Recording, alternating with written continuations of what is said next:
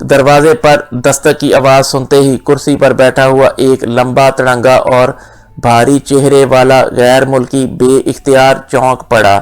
یس کم ان، اس نے ہاتھ میں موجود رسالے کو میز پر رکھتے ہوئے بھاری آواز میں کہا۔ دوسرے لمحے دروازہ کھلا اور ایک نوجوان غیر ملکی اندر داخل ہوا۔ کیا بات ہے رچرڈ، بھاری چہرے والے نے قدرے خشمگین لہجے میں کہا۔ باس، گولڈن ایرو نائٹ کلب کے مالک ٹام کا آدمی آیا ہے، وہ کہتا ہے کہ اس نے آپ سے کوئی اہم ترین بات کرنی ہے، رچرڈ نے مودبانہ لہجے میں کہا۔ ٹام نے آدمی بھیجا ہے اور یہاں کیوں؟ وہ فون نہیں کر سکتا تھا؟ بلاؤ اسے، باس نے بری طرح چونکتے ہوئے کہا، اور رچرڈ بغیر کوئی جواب دیے تیزی سے واپس مڑا اور دروازے سے باہر نکل گیا۔ چند لمحوں بعد دروازہ ایک بار پھر کھلا اور اس بار ایک نوجوان اندر داخل ہوا۔ اوہ جابر، تم شاید ٹام کے اسسٹنٹ ہو۔ باس آنے والے کو دیکھ کر بے اختیار چونک کر کھڑا ہو گیا۔ یس سر، باس نے آپ کے لیے ایک پیکٹ بھیجا ہے، انہوں نے مجھے خاص طور پر حکم دیا ہے کہ میں یہ پیکٹ صرف آپ کو ہی دوں۔ آنے والے مقامی نوجوان نے کوٹ کی اندرونی جیب سے ایک لفافہ نکال کر باس کی طرف بڑھاتے ہوئے کہا۔ کیا ہے اس لفافے میں؟ ٹام نے مجھے فون کیوں نہیں کیا؟ تمہیں کیوں بھیجا ہے؟ باس نے ہونٹ چباتے ہوئے کہا۔ مجھے سر نہیں معلوم، انہوں نے مجھے دفتر میں بلایا اور یہ پیکٹ دے کر مجھے یہاں کا پتہ دے کر کہا کہ میں یہ پیکٹ آپ تک پہنچا دوں، اور اس کے بدلے میں آپ جو پیکٹ دیں وہ میں ان تک پہنچا دوں۔ چونکہ آپ کو میں باس کے ساتھ دیکھ چکا تھا، اس لیے شاید انہوں نے مجھے بھیجا ہو، نوجوان نے مودبانہ لہجے میں جواب دیتے ہوئے کہا۔ اوہ اچھا، باس نے کہا اور ہاتھ بڑھا کر اس نوجوان سے پیکٹ لیا اور اسے کھولنے لگا۔ لفافے کے اندر ایک فائل تھی۔ فائل پر نظر پڑتے ہی باس بری طرح اچھل پڑا۔ اوہ ویری گڈ، تو کام ہو گیا۔ ہاں واقعی ٹام اب اپنے معاوضے کا حقدار بن گیا ہے، باس نے انتہائی مسرت بھرے لہجے میں کہا، اور ایک سائڈ پر موجود میز کی دراز کھول کر اس نے پیکٹ اس کے اندر رکھا۔ دوسرے لمحے اس کا ہاتھ جب دراز سے باہر آیا تو اس کے ہاتھ میں بھاری ریوالور تھا۔ پھر اس سے پہلے کہ پیکٹ لے آنے والا کچھ سمجھتا، کمرے میں دھماکہ ہوا اور اس کے ساتھ ہی اس نوجوان کے حلق سے زوردار چیخ نکلی اور وہ الٹ کر پشت کے بھل فرش پر گرا اور بری طرح تڑپنے لگا۔ باس کے ریوالور سے نکلنے والی گولی ٹھیک اس کے دل میں پیوست ہو گئی تھی۔ جب فائل لے آنے والا چند لمحے تڑپنے کے بعد ساکت ہو گیا تو باس میز کی طرف بڑھا اور اس نے میز کے پیچھے رکھی ہوئی کرسی پر بیٹھ کر میز پر پڑے ہوئے فون کا ریسیور اٹھایا اور تیزی سے نمبر ڈائل کرنے شروع کر دیے۔ Golden arrow night club. رابطہ قائم ہوتے ہی ایک آواز سنائی دی۔ ٹام سے بات کراؤ، میں ایوانز بول رہا ہوں، باس نے کرخت اور بھاری لہجے میں کہا۔ یس سر، ہولڈ آن کریں، دوسری طرف سے کہا گیا، اور چند لمحوں بعد ٹام کی آواز ریسیور پر گونج اٹھی۔ Tom speaking. ٹام کا لہجہ مودبانہ تھا، شاید استقبالیہ لڑکی نے اسے باس کا نام بتا دیا تھا۔ ٹام، تمہارا پیکٹ مجھ تک پہنچ گیا ہے۔ کیا یہ تصدیق شدہ فائل ہے؟ باس نے تیز لہجے میں کہا۔ یس باس، راکسن خود اسے لے کر میرے پاس پہنچا اور اس نے بتایا کہ پہلی فائل کی جب تصدیق کی گئی تو وہ جعلی نکلی، جس پر میڈم نے اس سپرنٹینڈنٹ فیاض پر تشدد کیا تو اس نے بتایا کہ اصل فائل اس کے دفتر کے کانفیڈینشیل باکس میں موجود ہے۔ چنانچہ میڈم نے راکسن اور ایک اور ساتھی کے ساتھ دفتر سے وہ کانفیڈینشیل باکس حاصل کرنے کا پلان بنایا۔ اور انہوں نے آسانی سے وہ باکس حاصل کر لیا۔ اس کے بعد میڈم اس کوٹھی میں پہنچی جہاں فیاض کو عارضی طور پر رکھا گیا تھا، لیکن فیاض وہاں سے فرار ہو چکا تھا اور میڈم کے وہاں موجود 2 آدمی ہلاک ہو چکے تھے۔ اس پر میڈم سیدھی اپنے ہیڈ کوارٹر پہنچی۔ وہاں میڈم نے سفارت خانے کے 3rd سیکریٹری سے بات کی اور اسے بتایا کہ فائل اصلی ہے اور وہ آ کر لے جائے۔ اس پر روکسن نے فوری طور پر حرکت میں آ جانے کا فیصلہ کیا اور وہ فائل لے کر اس کوٹھی کے ایک خفیہ راستے سے باہر آ گیا اور سیدھا میرے پاس پہنچا تاکہ فائل کو فوری طور پر آپ تک پہنچایا جا سکے۔ میں نے اپنے اسسٹنٹ کے ذریعے وہ فائل آپ کو بھجوا دی۔ فائل سے فراغت ملتے ہی روکسن نے اپنے چہرے پر موجود مقامی میک اپ صاف کیا اور پھر میں اور روکسن آپ کی طرف سے فون کے انتظار میں تھے کہ اچانک ایک مقامی بدماش ٹائیگر زبردستی میرے دفتر میں گھس آیا۔ روکسن میرے پاس بیٹھا ہوا تھا۔ وہ پوچھنے آیا تھا کہ نائٹ کلب کے اسپیشل روم میں سپرنٹینڈنٹ فیاض کے ساتھ جانے والی غیر ملکی لڑکی کون تھی؟ آپ سمجھ گئے ہوں گے سر۔ وہ میڈم پارکر کے متعلق پوچھ رہا تھا۔ اس پر میری اس سے جھڑپ ہوئی۔ روکسن نے اس پر فائر کیا لیکن روکسن کا نشانہ تو خطا ہو گیا، البتہ اس ٹائیگر نے روکسن کو گولی مار دی۔ میں نے اس پر قابو پا ہی لیا تھا کہ یکلخت وہ میرے ایک آدمی کی حماقت کی وجہ سے فرار ہو جانے میں کامیاب ہو گیا۔ میں نے اپنے سارے گروپ کو اس کی تلاش میں بھیج دیا ہے۔ ابھی میں یہ حکم دے کر فارغ ہی ہوا تھا کہ آپ کی کال آ گئی۔ ٹام نے پوری تفصیل بتاتے ہوئے کہا۔ وہ ٹائیگر کس کے لیے کام کرتا ہے؟ کیا عمران کا ساتھی تو نہیں ہے؟ باس نے چونک کر پوچھا۔ نہیں جناب، عمران سے اس کا کوئی تعلق نہیں ہے۔ وہ زیر زمین دنیا کا آدمی ہے، فری لانسر ہے، ٹام نے جواب دیا۔ ہوں، اس کا مطلب ہے کہ سپرنٹینڈنٹ فیاض کے میڈم کے ہاتھ سے نکل جانے کی وجہ سے میڈم بھی نظروں میں آ گئی ہے اور روکسن بھی ہلاک ہو گیا ہے۔ ٹام، مجھے صورتحال انتہائی خطرناک محسوس ہو رہی ہے۔ میں تم سے انتہائی اہم اور خفیہ بات کرنا چاہتا ہوں، لیکن ظاہر ہے ان حالات میں یہ بات چیت فون پر نہیں ہو سکتی۔ تمہارے پاس 0 ٹرانسمیٹر تو موجود ہے؟ میں نے تمہیں پہلی ملاقات میں دیا تھا، باس نے ہونٹ چباتے ہوئے پوچھا۔ ہاں، لیکن اس کی پہلے استعمال کی ضرورت ہی نہیں پڑی، ٹام نے جواب دیا۔ اب ضرورت پڑ گئی ہے، تم فوراً اس کو آن کرو، لیکن پہلے کمرہ بند کر لینا۔ بات چیت تمہارے اور میرے درمیان ہی محدود رہنی چاہیے، باس نے تیز لہجے میں کہا۔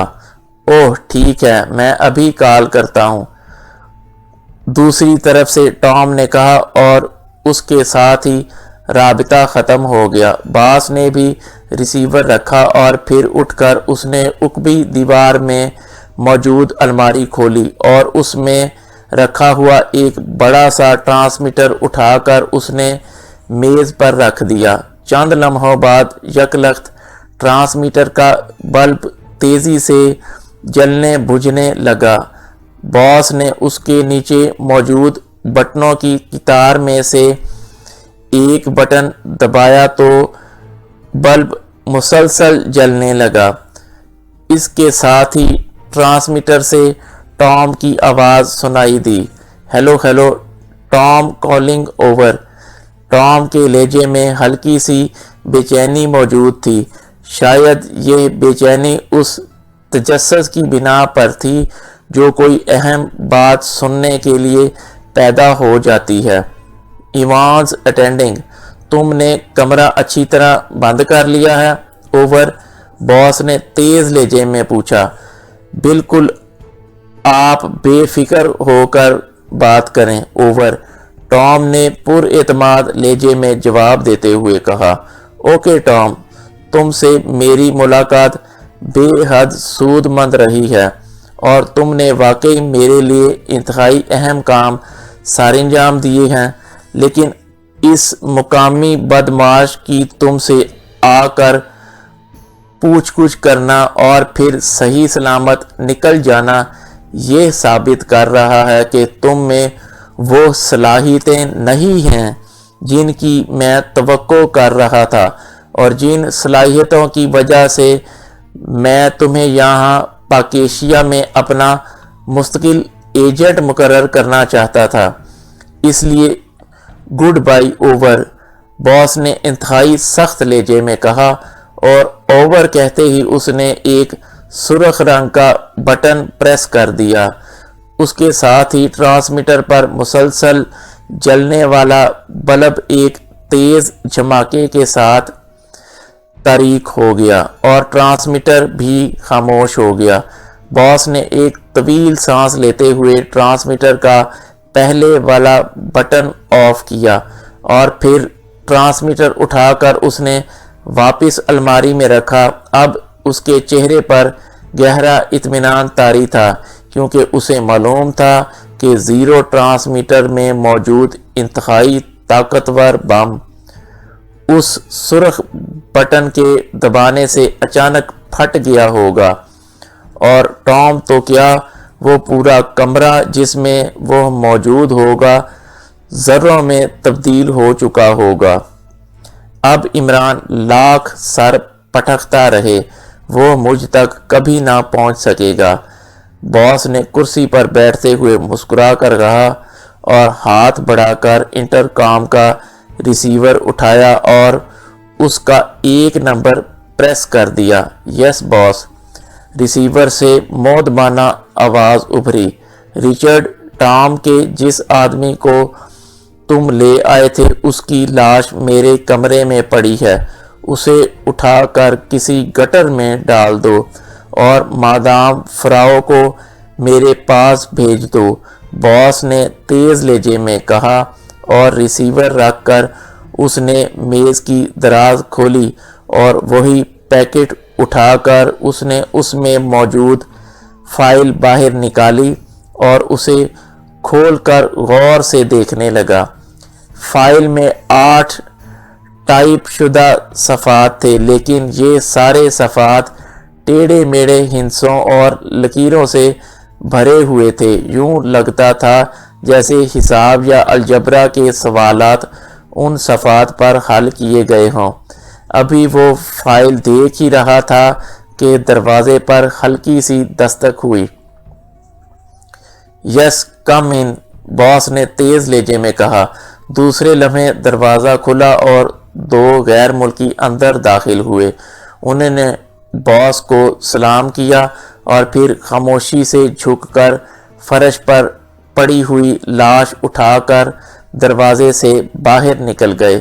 उनके बाहर निकलते ही दरवाज़ा ऑटोमेटिक अंदाज में खुद ही बंद हो गया था। बॉस एक बार फिर फाइल को देखने लगा, फिर एक तवील सांस लेकर उसने फाइल बंद करके दोबारा मेज़ की दराज में रख दी। चंद लम्हों बाद दरवाजे पर एक बार फिर दस्तक की आवाज़ उभरी। यस कम इन, बॉस ने एक बार फिर उसी तरह सख्त लहजे में कहा।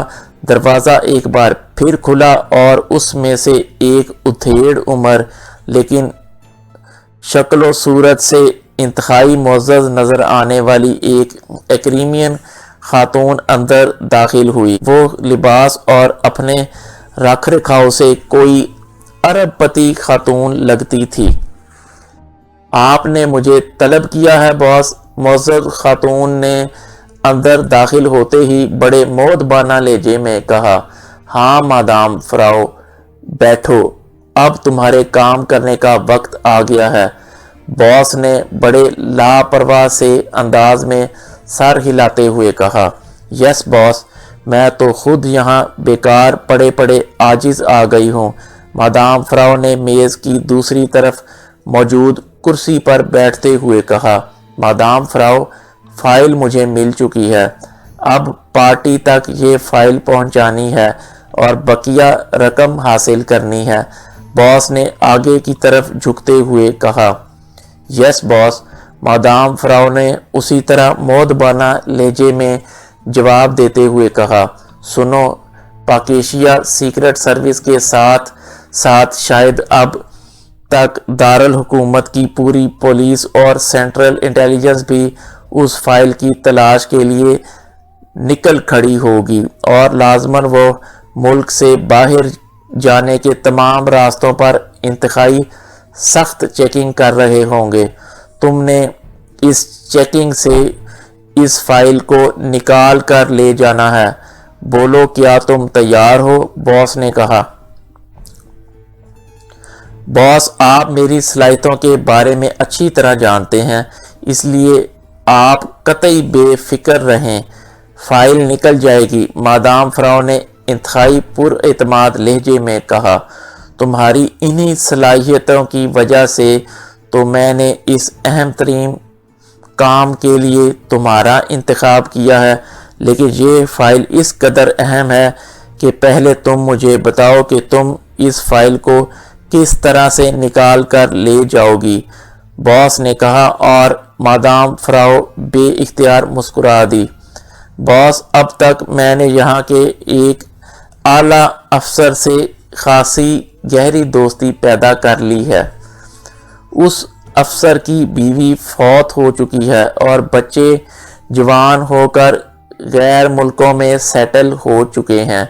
وہ بالکل ہی اکیلا اور اداس ہے، اور دوسری بات یہ کہ اسے جوا کھیلنے کی بھی عادت ہے، جس کا نتیجہ یہ ہے کہ وہ اپنی ساری جائیداد بھی فروخت کر چکا ہے اور اس پر بے پناہ قرضہ بھی چڑھ گیا ہے۔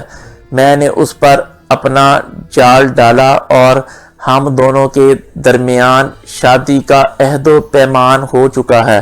وہ افسر مجھ سے شادی کرے گا اور میں اسے اپنا سارا بینک بیلنس، جو $10 کروڑ پر مبنی ہے، تحفے کے طور پر دے دوں گی، لیکن چونکہ یہ رقم ایکریمیا میں موجود ہے، اس لیے یہ طے ہوا ہے کہ وہ میرے ساتھ ایکریمیا جائے گا، ہم وہاں شادی کریں گے اور پھر وہ رقم لے کر یہاں واپس آئے گا، یہاں اپنے قرضے اتار کر اور اپنے باقی سلسلے مکمل کر کے پھر نوکری چھوڑ کر ہمیشہ کے لیے میرے ساتھ ایکریمیا آ کر رہنے لگے گا، اور یہ اتنا بڑا افسر ہے کہ اس کے ساتھ جاتے ہوئے میری چیکنگ کا سوال ہی پیدا نہیں ہوتا، مادام فراو نے مسکراتے ہوئے کہا، اور باس بے اختیار ہنس پڑا۔ ویری گڈ آئیڈیا، لیکن کیا وہ فوراً تمہارے ساتھ جا سکے گا؟ اسے تو کاغذات بنوانے کے لیے کچھ روز لگ جائیں گے، اور وہ افسر کون ہے؟ پہلے مجھے اس کی تفصیل بتاؤ، باس نے ہنستے ہوئے کہا۔ باس، آپ یہ سن کر حیران ہوں گے کہ اس کے کاغذات تیار ہو چکے ہیں، محکمے سے اس نے ہنی مون کے لیے 6 ماہ کی رخصت بھی لے لی ہے، اور ویسے بھی وہ اتنا بڑا افسر ہے کہ اس کے لیے کاغذات کی تیاری کوئی مسئلہ نہیں ہے۔ آپ سن کر حیران ہو جائیں گے، وہ یہاں مرکزی سیکریٹریٹ میں ڈپٹی سیکریٹری ہے، اس کا نام عزیز خان ہے، اور رچرڈ میرے کہنے پر اسے اچھی طرح چیک بھی کر چکا ہے، وہ بالکل صاف آدمی ہے، مادام فراو نے کہا۔ اوکے، پھر تم ایسا کرو کہ اسے تیار کرو، سیٹیں بک کرا لو، پھر فائل لے جانا، باس نے سر ہلاتے ہوئے کہا۔ ٹھیک ہے باس، ہم آج شام کی فلائٹ سے ہی چلے جاتے ہیں، سیٹیں بھی وہ آسانی سے بک کرا لے گا، وہ تو رقم حاصل کرنے کے لیے اس قدر بے چین ہے کہ اگر میں اسے کہوں کہ وہ یہاں سے دوڑ کر ایکریمیا پہنچے تو آپ یقین کریں وہ دوڑ بھی پڑے گا، اور باس میرا خیال ہے کہ یہ فائل اس کے سامان میں رکھ دی جائے، اس طرح ہر قسم کا خطرہ ختم ہو جائے گا۔ مادام فراو نے مسکراتے ہوئے کہا۔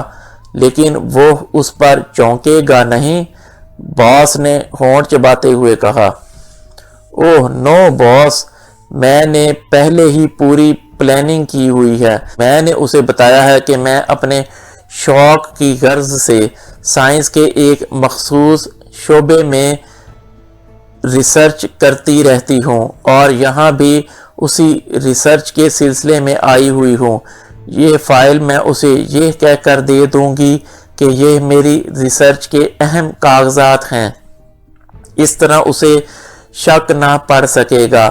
آپ قطعی مطمئن رہیں، میں نے اس کا اچھی طرح مطالعہ کر لیا ہے۔ وہ بالکل وہی کرے گا جو میں اس سے کہوں گی، اور وہ جس محکمے میں ہے ایئرپورٹ اسی محکمے کے تحت آتے ہیں، اس لیے ایئرپورٹ کے حکام تو اس کے آگے پیچھے دوڑتے رہیں گے۔ مادام فراو نے جواب دیا۔ اوکے، مجھے تمہاری صلاحیتوں پر مکمل بھروسہ ہے۔ جاؤ تیاری کرو اور پھر مجھے فون کر دینا، میں تمہارے فون کا انتظار کروں گا، باس نے کہا، اور مادام فراو سر ہلاتی ہوئی اٹھی اور پھر سلام کر کے بیرونی دروازے کی طرف مڑ گئی۔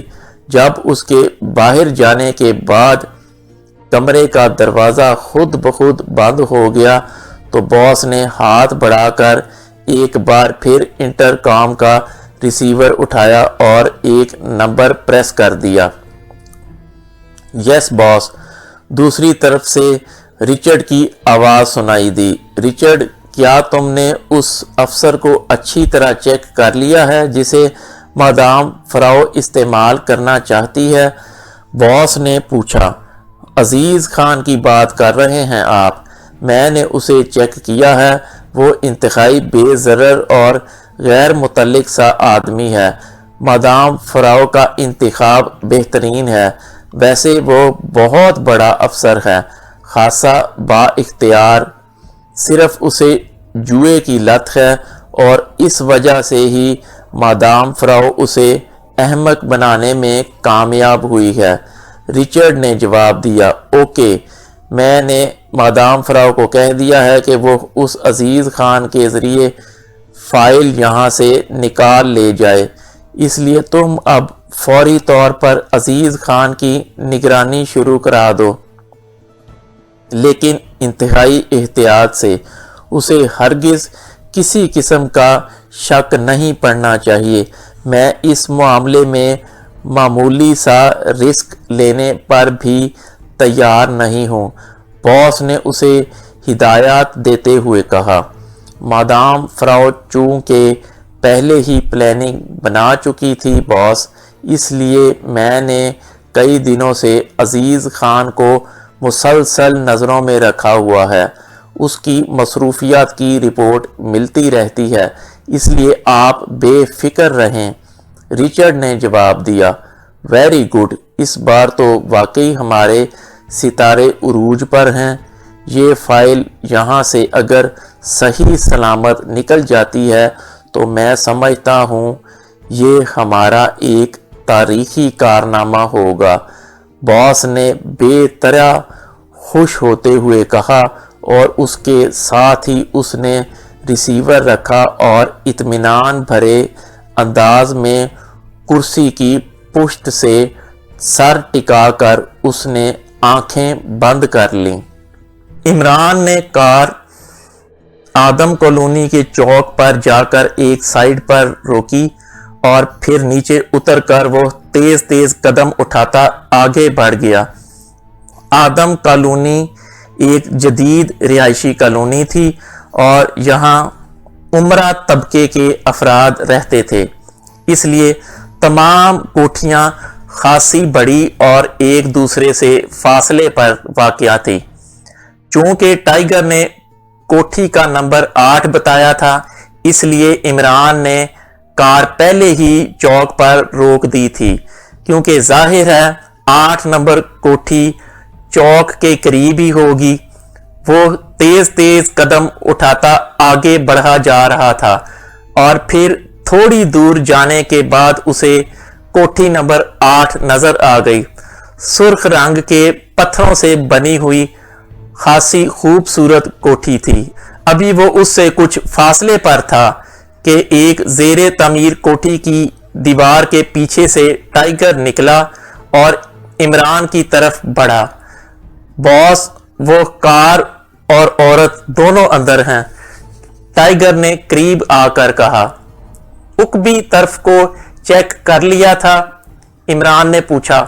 यस बॉस, उकबी तरफ दूसरी कोठी की पुश्त मिली हुई है और इस कोठी में एक सरकारी दफ्तर है।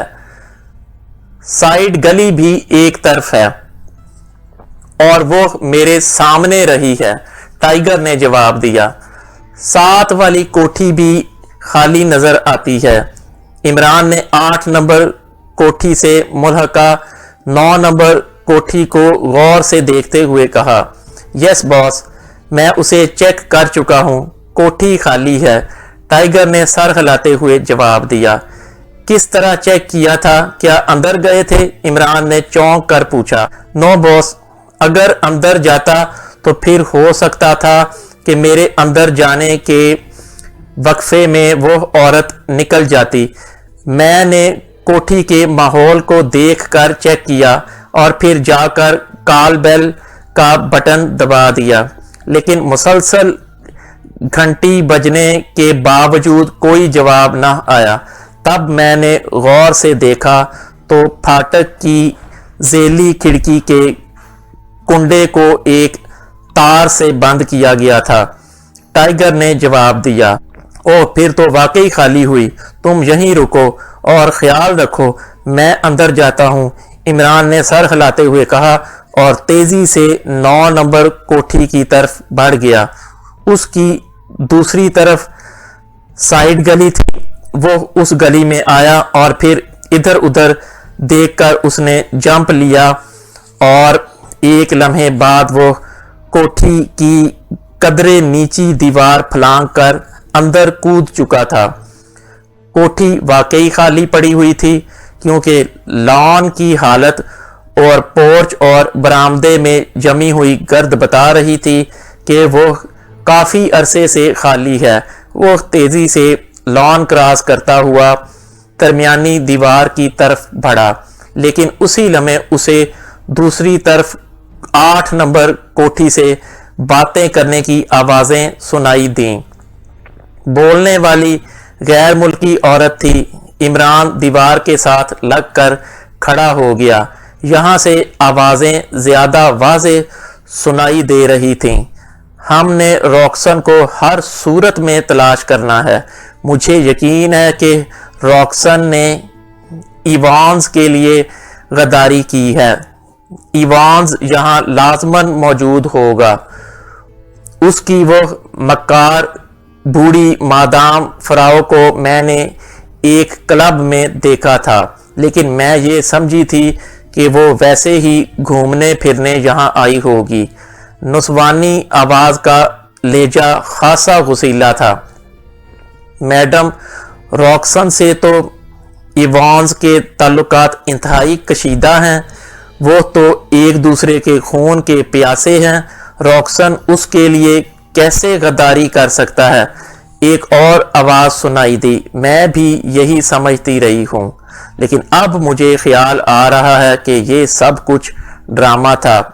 इवांस की पुरानी आदत है कि वो खुद लोमड़ी की तरह छुपा रहता है और जब दूसरा कोई शिकार खेल लेता है तो फिर उससे शिकार छीन कर ले जाता है। काश मुझे पहले ज़रा सा भी अंदाज़ा हो जाता कि रॉक्सन इस तरह गद्दारी करेगा तो मैं उसे गोलियों से छलनी कर देती, लेकिन उसने मुझे ज़रा बराबर भी शक नहीं पड़ने दिया। मैडम की तेज़ आवाज़ सुनाई दी। मैडम, आपने मादाम फराओ को कौन से क्लब में देखा था? माइकल ने पूछा। स्नो वाइट क्लब में। उसके साथ कोई मुकामी आदमी था और वो दोनों बड़े घुल मिलकर बातें कर रहे थे। मैं उसे देखकर चौंकी थी। उस वक़्त بھی روکسن ہی میرے ساتھ تھا۔ میں نے روکسن سے بھی بات کی تھی، لیکن روکسن نے مجھے یہ بتا کر مطمئن کر دیا تھا کہ مادام فراو اپنے آپ کو ارب پتی بیوہ ظاہر کر کے ایسے لوگوں کو نچوڑ لیتی ہے جو ایسی بیواؤں سے دولت کے لالچ میں شادی کرنے کے لیے پاگل ہو رہے ہوتے ہیں، اور اس مقصد کے لیے وہ مسلسل ملکوں میں گھومتی پھرتی رہتی ہے کہ اپنی مرضی کا شکار تلاش کر سکے۔ لیکن اب مجھے یقین ہے کہ مادام فراو کو ایوانز ساتھ لے کر آیا ہوگا، کیونکہ وہ ہمیشہ اہم کاغذات کسی جگہ سے نکالنے کے لیے مادام فراو کو ہی استعمال کرتا ہے۔ میڈم کی آواز سنائی دی۔ اوہ میڈم، اگر ایسا ہے تو پھر ہمیں اس مادام فراو کو تلاش کرنا چاہیے، اس سے ہمیں فائل مل سکتی ہے، مائیکل نے کہا۔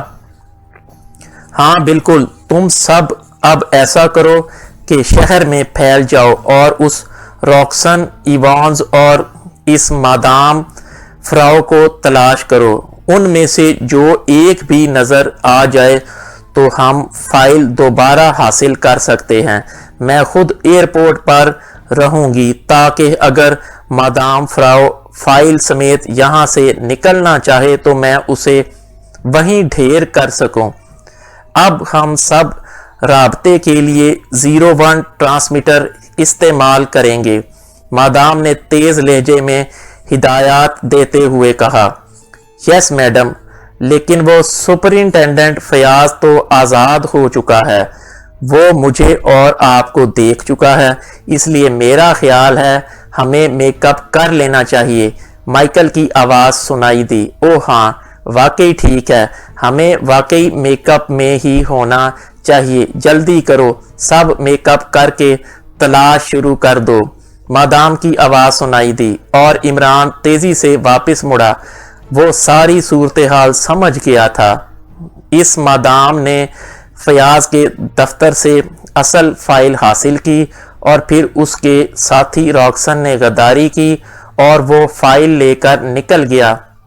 ایوانز کا نام سامنے آتے ہی وہ اسے بھی پہچان گیا تھا۔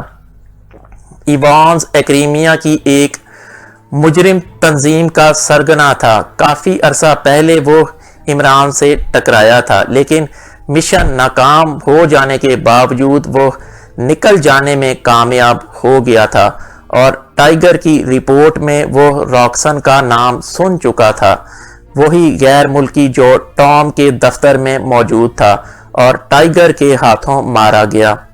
اس کا مطلب تھا کہ راکسن یہاں سے نکل کر سیدھا ٹام کے پاس گیا ہوگا، اور ظاہر ہے فائل بھی اس ٹام کے ذریعے ایوانز تک پہنچی ہوگی، اس لیے اس نے فوری طور پر اس ٹام کو کور کرنے کا پروگرام بنا لیا تھا، کیونکہ اس وقت اس کے نزدیک مادام اور اس کے ساتھیوں کی گرفتاری سے اس فائل کی برآمدگی زیادہ ضروری تھی۔ مادام اور اس کے ساتھیوں کو تو کسی بھی وقت کور کیا جا سکتا تھا، چنانچہ وہ تیزی سے دوڑتا ہوا واپس پہلے والی دیوار کے قریب آیا اور دوسرے لمحے کود کر وہ سائیڈ گلی میں پہنچ چکا تھا۔ سائیڈ گلی سے نکل کر وہ سڑک پر آیا اور پھر تیز تیز قدم اٹھاتا اس طرح چوک کی طرف بڑھنے لگا جیسے وہ یہاں کا رہنے والا ہو اور پیدل چل کر چوک کی طرف جا رہا ہو۔ اس نے سر پر ہاتھ پھیر کر ٹائیگر کو بھی اپنے پیچھے آنے کا مخصوص اشارہ کر دیا تھا۔ چنانچہ جب وہ اپنی کار کے پاس پہنچا تو ٹائیگر بھی دوسری طرف سے قریب پہنچ چکا تھا۔ وہ راکسن مادام پارکر سے فائل لے کر فرار ہو گیا ہے، اور تم کہہ رہے تھے کہ وہ ٹام کے پاس موجود تھا۔ اس کا مطلب ہے کہ فائل ٹام کے پاس پہنچ گئی ہے، عمران نے تیز لہجے میں کہا اور کار کا دروازہ کھول کر اندر بیٹھ گیا۔ ٹائیگر بھی سر ہلاتا ہوا دوسری طرف کا دروازہ کھول کر بیٹھ چکا تھا اور عمران نے تیزی سے کار آگے بڑھا دی۔ باس، راکسن کی تلاشی میرے سامنے ٹام نے لی تھی۔ اس کی جیب سے بٹوا اور بڑے نوٹوں کی 3 گڈیوں کے علاوہ کچھ نہ تھا۔ بٹوے میں بھی کوئی خاص چیز نہ تھی۔ ٹائیگر نے حیرت بھرے لہجے میں کہا، ہو سکتا ہے فائل کا سودا ٹام نے کسی پارٹی کے لیے کیا ہو اور وہ گڈیاں اس فائل کے معاوضے کے طور پر دی گئی ہوں۔ بہرحال راکسن تو مر چکا ہے، اس لیے اب ٹام کے ذریعے ہی بات آگے بڑھ سکتی ہے۔ عمران نے سنجیدہ لہجے میں کہا۔ کار اب کالونی سے نکل کر شہر کی طرف جانے والی سڑک پر خاصی تیز رفتاری سے بڑھی جا رہی تھی۔ ٹام کے متعلق اب تک تو کوئی رپورٹ نہیں ملی کہ اس کا تعلق کسی غیر ملکی پارٹی سے ہے۔ اس کا خاص آدمی میرا مخبر ہے۔ ٹائیگر نے ہونٹ چباتے ہوئے کہا، ارے ہاں، یہ بتاؤ تم سنو وائٹ کلب میں جاتے رہتے ہو یا نہیں؟ عمران نے اچانک ایک خیال کے آتے ہی پوچھا۔ جی ہاں، اکثر جانا ہوتا ہے کیونکہ وہاں بڑے بڑے سرکاری آفیسر آتے رہتے ہیں، ٹائیگر نے چونک کر جواب دیتے ہوئے کہا۔ وہاں کسی مادام فراو کے متعلق سنا ہے تم نے؟ کوئی عرب پتی ایکریمین بیوہ؟ عمران نے پوچھا۔ Madam Frau? نہیں باس، اب تک تو نہیں سنا۔ ویسے وہاں غیر ملکی عورتیں اور مرد تو کافی تعداد میں آتے ہیں اور کئی تو وہاں رہتے بھی ہیں، ٹائیگر نے جواب دیا اور عمران نے صرف ہونٹ بھینچ لیے، کوئی جواب نہ دیا۔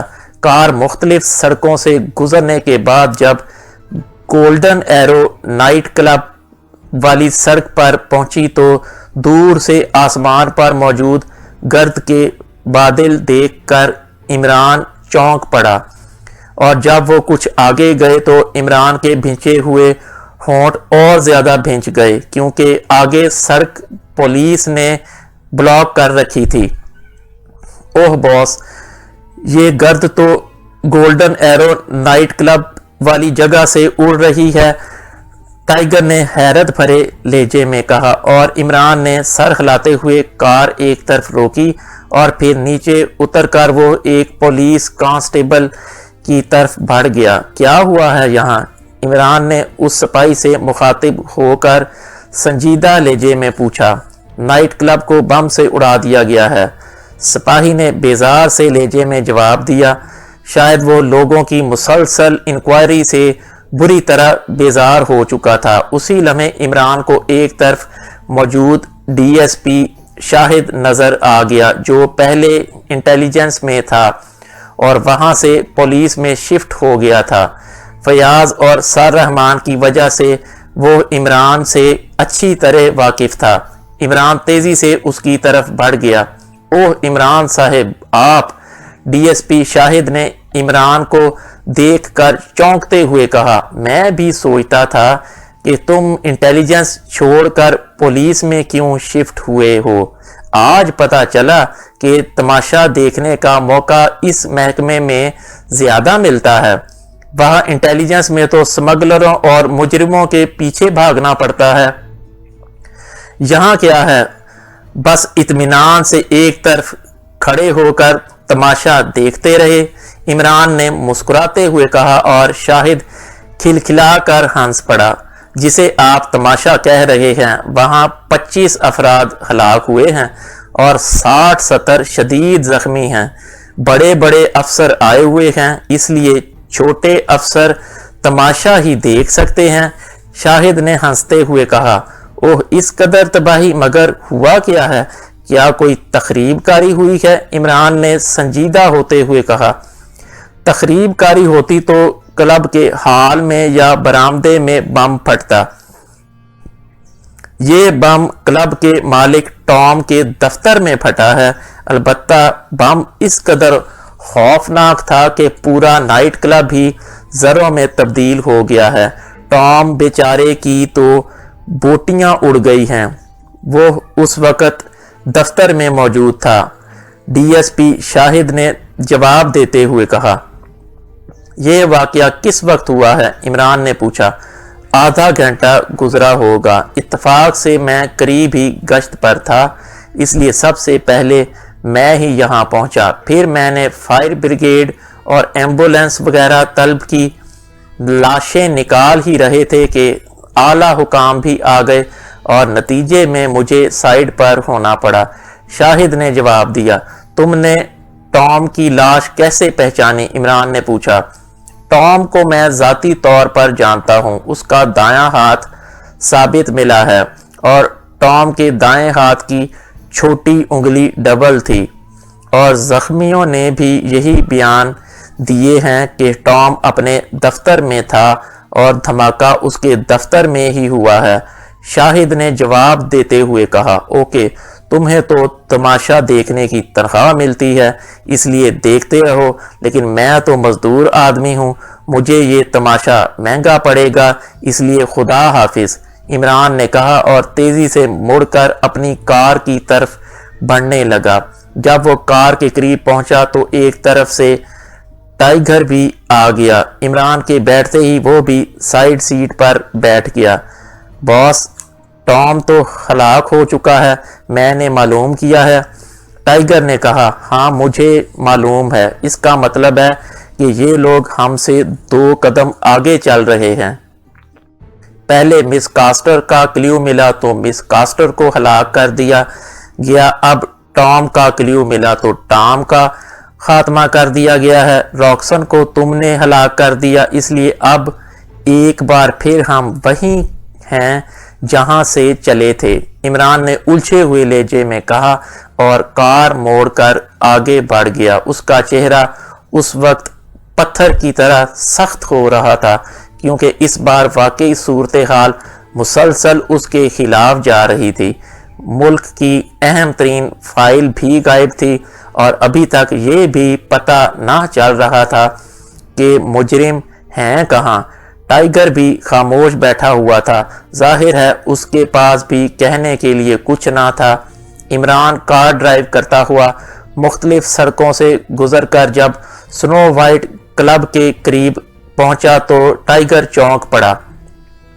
आप इस मादाम फराओ के मुतल्लिक मालूमात हासिल करना चाहते हैं? टाइगर ने कहा, हाँ, शायद उसके ज़रिए कुछ मालूम हो जाए। इमरान ने सर हिलाते हुए कहा, मैं अभी मालूम कर लेता हूँ, मेरा एक दोस्त यहाँ मौजूद है। टाइगर ने जवाब दिया, ओके, तुम मालूम करो और अगर यहाँ वो ना रहती हो तो किसी तरह उसका हुलिया मालूम करो और फिर उसे तलाश करने की पूरी कोशिश करो। मैं अब वापस जा रहा हूँ, मुझे फ़ोन कर लेना। इमरान ने कार एक साइड पर रोकते हुए कहा और टाइगर सर हिलाता हुआ कार से उतरा और लंबे लंबे डग भरता हुआ स्नो वाइट क्लब के कंपाउंड गेट की तरफ बढ़ता गया।